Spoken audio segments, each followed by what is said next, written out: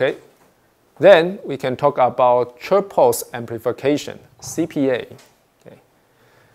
Amplification of femtosecond pulses had been hampered by crystal damage until CPA was proposed in 1985. Okay, it's already 3 decades ago. CPA can be illustrated by this simple figure. This is your initial short pulse, could be very weak, and you try to amplify the pulse. Okay? First step, you have to send your input pulse to this one. After starting lesson 7, you must be able to identify what is this. This is pulse stretcher, right? You see it's a 4F configuration. So now you can understand why you need a 4F. Because you want to create up chirp, normal dispersion for the input pulse, right? And this is mirror. Now you can understand why there is a mirror here. Double passing the configuration will eliminate what's spatial chirp. Good. Okay, so at the output, you will have a spatial chirp free stretched pulse beam. Okay? Sorry. Then you got this normally dispersive or up-chirped broad pulse. The stretching factor could be 1,000 or even larger. Okay. Then you pass the pulse to an amplification chain. It can be traditional laser amplify or OPA as we just introduced. Doesn't matter. Okay. 这个放大可以是 OPA 放大，也可以是传统的雷射放大。But after that, you get this big pulse of higher energy, but very broad in time domain, still up-chirped, right? So you need to pass the pulse through this. What is this? It's a grating pair. So it's a compressor. And the grating pair can only provide anomalous dispersion, down chirp, right? So it can compress an up chirp pulse to nearly transform limit. So as the output, you get a short and energetic output pulse.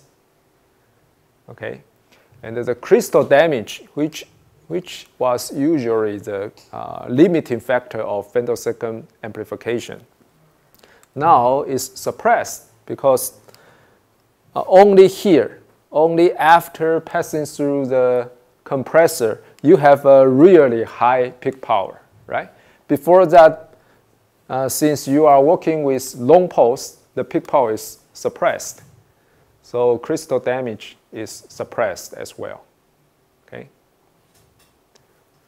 所以这就是一个很简单，但是也很实用的这个 chirp pulse amplification 的设计，可以用来让你产生很强的这个 femtosecond pulse. So the central topic of today is OPCPA, which is OPA plus CPA, just OPCPA.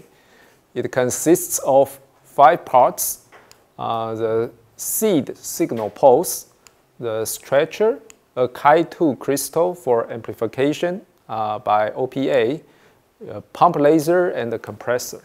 Okay, 5 building blocks. And to make an OPCPA, you have to achieve the following conditions. First, your seed and the pump have to be synchronized. What is synchronized? They must have the same repetition rate. Okay? Otherwise, your gain will fluctuate seriously. 你的 pump 的周期跟 seed signal 如果不一样，那在这一回合它们重叠得很好，你有很大的 gain。下一回合来时间不同，对不对？重叠的情况就改变了，你的 gain 就忽大忽小。有时候甚至就没有 gain， 因为完全 miss 掉就没有 gain。Okay, so this is essential to avoid gain fluctuation, and they have to be overlapped in time and space simultaneously, as required in OPA. I just mentioned that the gain in OPA totally comes from the pump pulse, which is a window of femtosecond regime. Okay. So if there is any misalignment in space, you will have no gain.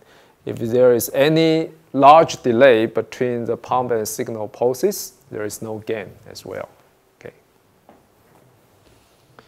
Second, the stretched signal pulse and the pump pulse are of similar width to fully access the pump power. Okay. What is the meaning? Okay, let's go back to the CPA figure. Okay.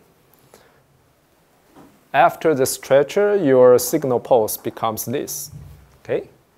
And in OPCPA, the gain comes from a pump pulse, okay, which is usually in picosecond regime instead of femtosecond regime. If you use a very narrow pump pulse, narrower than this one, what happens?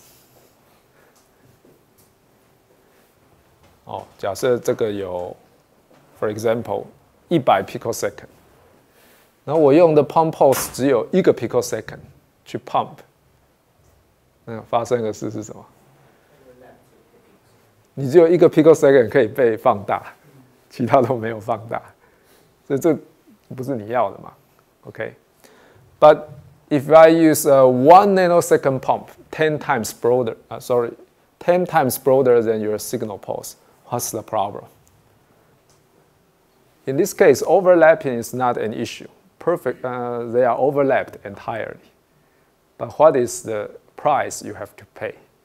Wasted too much energy. Yes, 90% of pump power will be wasted. No overlapping, no gain, right? 所以最好的选择就是你的 pump pulse 的宽度跟 stretch 之后的 signal pulse 几乎是一样宽，你才可以充分的取用你的 pump power. Okay? So that is the second condition. Third condition, the stretcher and the compressor have to give GDD of opposite signs, up chirp and down chirp. Okay? Otherwise, you just stretch without compression. Okay. Let's talk about the advantages of OPCPA. This is probably the only choice to generate intense mid-infrared pulses to date. Mid-infrared means central wavelength ranges from 3 microns to 8 microns. In this range, gain media are very rare and very inefficient. So if you need intense mid-infrared femtosecond pulse, OPCPA is probably the only choice to date. 你没有别的选择。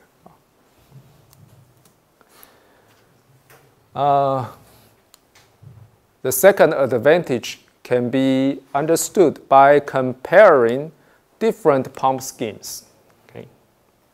There are 3 pump schemes. First, you can use CW pump or nanosecond pump in laser amplifiers, not OPA, standard traditional laser amplifiers. The good thing is it is stable. If you use CW pump, your gain is pretty stable, but it only provides weak and slow OPA gain profile. 就是说用 CW laser or nanosecond laser 来 pump laser amplifiers, okay, but not good for OPA, to pump OPA. 你如果用 CW laser, 你的 average power 不可能太大嘛。那你 OPA 只有那个短短的时间要放大，这 power 的这个浪费就非常严重。那浪费很多的话，你的 gain 就会很弱，而且呢，你的 gain profile 就很慢，大部分时间都没有重叠到你的 signal pulse， 就是 waste。所以这个通常不会被拿来 pump OPA。Secondly, in the case of OPAs pumped by femtosecond lasers， 所以我一下子从 CW laser、nanosecond laser 跳到极短的 femtosecond 来 pump， 那会有什么问题呢？ Require demanding spatial temporal overlapping, as I just mentioned. For example, if you use 30 femtosecond laser pulse to pump OPA, the spatial overlapping has to be maintained within 9 microns. Okay. Misalignment over 9 microns will reduce your gain seriously. And limited pump pulse energy can be obtained. For example, disulfide laser amplifier can provide about this 1 millijoule at 30 femtosecond. This is probably the maximum pulse energy you can access if you want to pump OPAs with femtosecond lasers. But in OPCPA, pump pulse is usually picosecond pulses. Okay? So relaxed overlapping. For example, if pump pulse is 10 picosecond wide, spatial overlapping has to be achieved within 3 millimeters instead of 9 microns. So much relaxed. Okay? And the pulse energy could be much higher. Okay? For example, in our lab, we have 30 millijoule pump pulse energy with 80 picosecond pulse width. 这很自然啊，你要一个飞秒脉冲，那 energy 就很难很大嘛。我不需要飞秒，我只要80个 picosecond， 那我 energy 就可以把它弄得很大。那我来 pump OPCPA， 反正我又不需要30 femtosecond, I just need tens of picosecond. And the relaxed pulse width will give us a much higher pump energy. Okay. 所以它另外一个优势就是在 pump 可以更强，而且你的 temporal spatial overlapping can be much relaxed. Okay, just show you one example in our laboratory. We recently achieved 3 millijoule OPCPA at 1.55 microns. Okay. You can easily have 1.55 micron lasers, femtosecond lasers, but only maybe nanojoule or picojoule. It's used in telecom. But we got 3 millijoule, so it's not commercially available. This is the geometry of the OPCPA in our lab. We need 2 pump lasers. One is ytterbium KGW pump lasers, providing 170 femtosecond pulse width at 1030 nanometers, ytterbium-based laser. The other is neodymium YAG pump laser, providing 80 picosecond at 1064 nanometers. Okay. And the first pump laser pumps 2 things. One is WLG, white light generation, to create seed pulse. Okay? And some power pump 2-stage OPA, such that the seed pulse can be amplified from sub-nanojoule to 7 microjoules. Okay? So there is a big gain from here to here, maybe in the order of 10,000. Then the second pump laser pump another 2-stage OPA. So in total, we have 4 amplification stages. This is a quite big system. And before the 2-stage OPA, we need a stretcher, and after that, we need a compressor. So this part is about OPCPA. Okay. And with that, the pulse energy can be enhanced from 7 microjoule to 5 millijoule. And after compressor, it reduced to 3 millijoule. Okay. Some loss happens in your compressor. And the one thing I have to emphasize is the two pump lasers have to be externally synchronized. If they are two independent lasers, you will face serious problem. 没有同步的话，那个你最后出来的 pulse 会非常不稳啊。我们经历过这些问题。So let me show you step by step. Twilight generation and the two-stage OPA. So this is the first pump laser, 100 microjoules energy. And using a quarter of the power, 25 microjoule per pulse, for second harmonic generation. OK. 那原因是什么？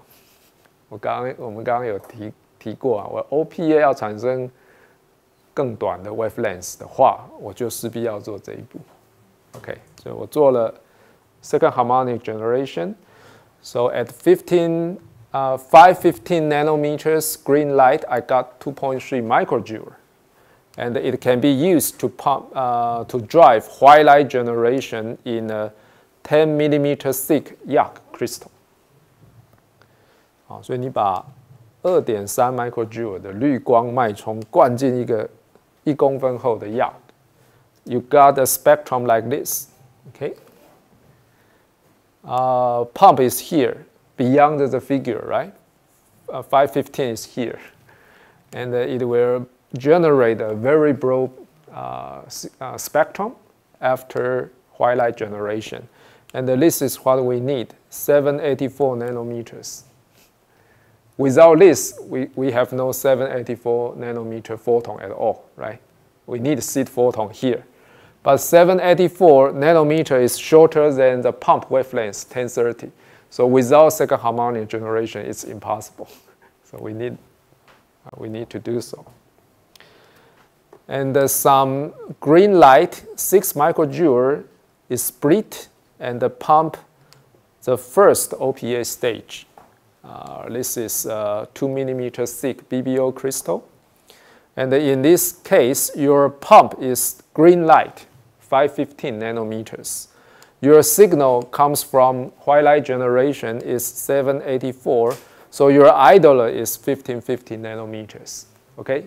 Remember, in the end, we need to get a strong pulse at this wavelength. So this is some indirect approach that we can get the seed photon. So here we have 1550 nanometers with very weak pulse energy, about 1 nanojoule.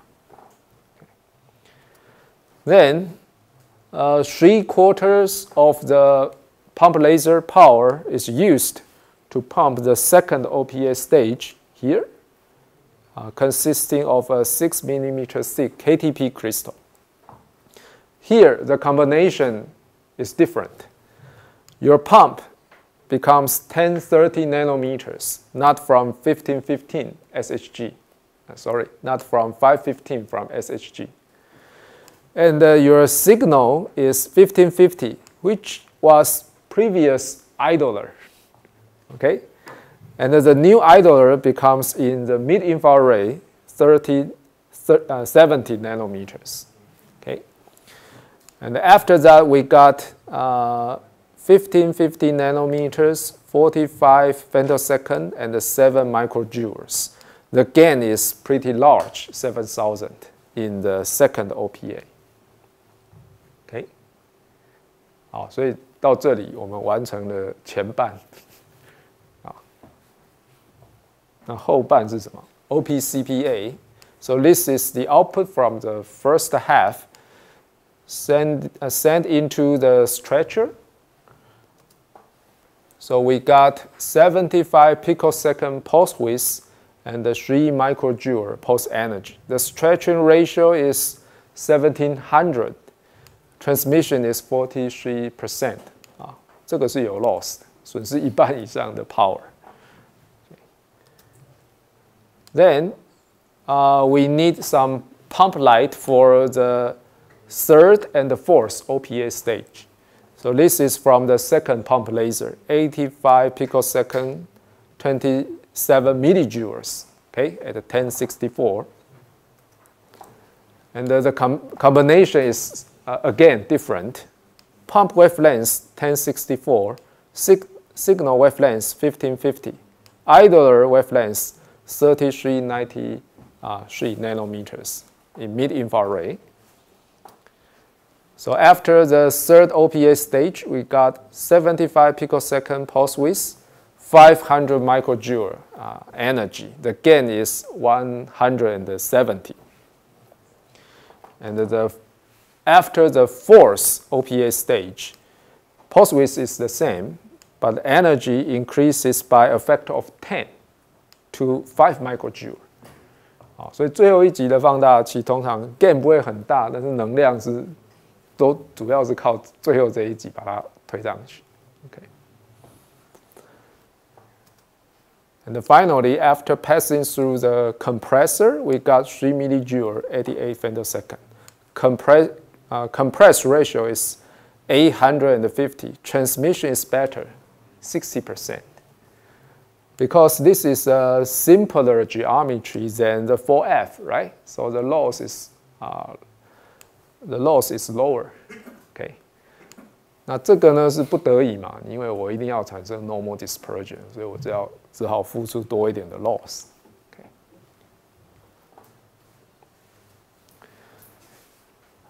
Some performance test in OPA 3.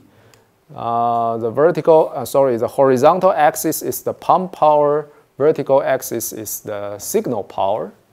You just look at the green line. So you see a rapid growth of signal power, something like exponential growing in OPA 3.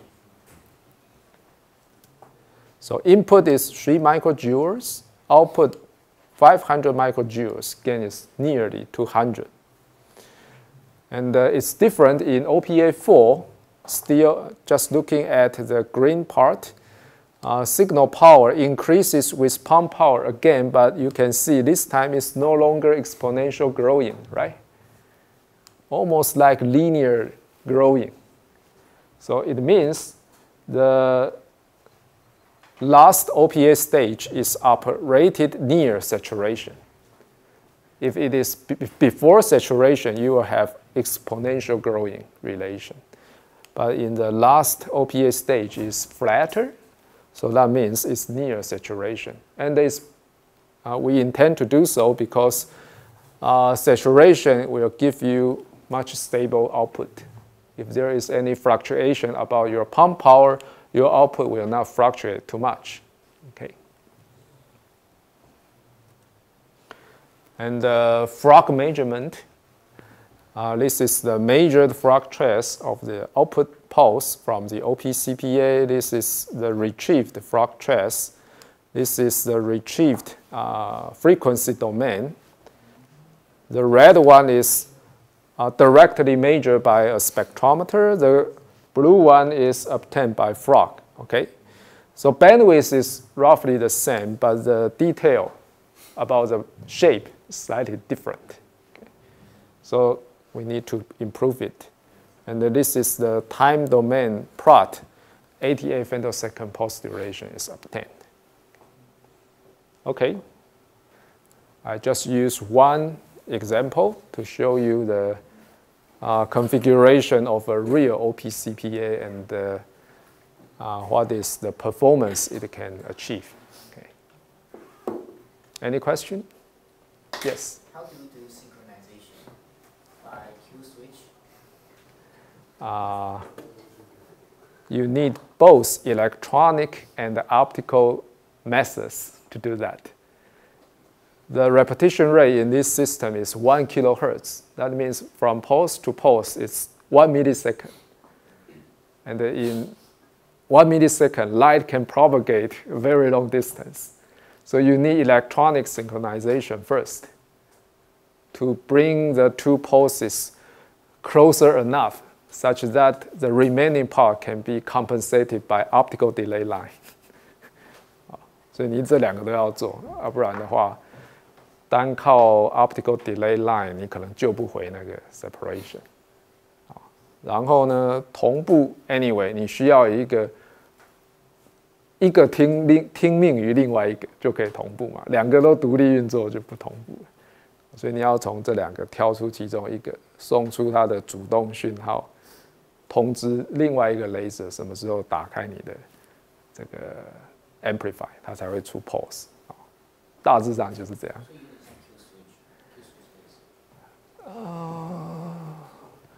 不太像 Q switch， 又是你 pump 很强，然后维持在很高的 gain， 然后突然才把你的 cavity loss 降下来，它短时间内让它的 energy 放出去，那个叫 Q switch。这里不太像是 Q switch。